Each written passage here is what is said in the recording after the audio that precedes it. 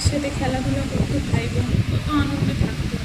আর আজকে দেখো আমার বাড়িতে, মানে এটা তো ভাড়া বাড়ি, কিছুই নেই, সব কিছু ভরা সংসার ছেড়ে আমি এখানে এসেছি।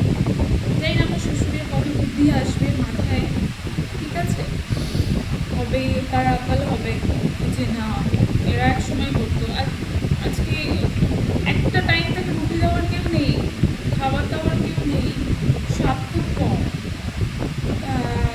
সামনে জায়গা নেওয়ার জন্য, মানে দুটো পজিশন ছিল, দুটো দোকান, সেখানে একটা দোকান নেওয়ার জন্য, তো পজিশন নেওয়ার জন্য এরকম করছে। ভিডিওটাকে পজ করতে হলো কারণ গ্রামের লোক আসছে, সবাই সব জায়গা থেকে দেখছে, আর সবাই গালাগালি দিচ্ছে, মানে এরকম তো হয় না, এরকম করছে ওরা। আমাদেরকে বের করে দিল বাড়ি থেকে। সত্যি কথা বলতে কিছুই নেই, গ্যাস ওভেনটাও দিয়ে দিয়েছি, আমরা রান্না করে খাই।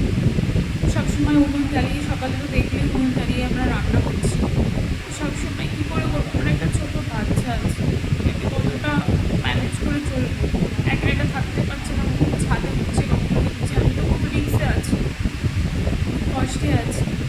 পরশুদিনকে রাত্রে তার নামে আমি কমপ্লেন করেছি, কালকে কমপ্লেনটা তুলে নিয়েছি, স্যারের সামনে আমাকে নোংরা নোংরা ভাষায় গালাগালি দিয়েছি,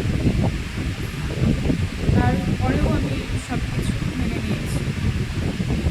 যাই হোক,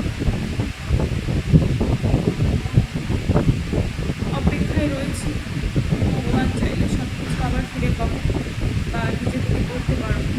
তোমরা পাশে থাকো, হেল্প করো, পাশে থাকো। ছোটো বাচ্চাটা খুব কষ্ট হচ্ছে, ছোটো বাচ্চাটাকে দেখে।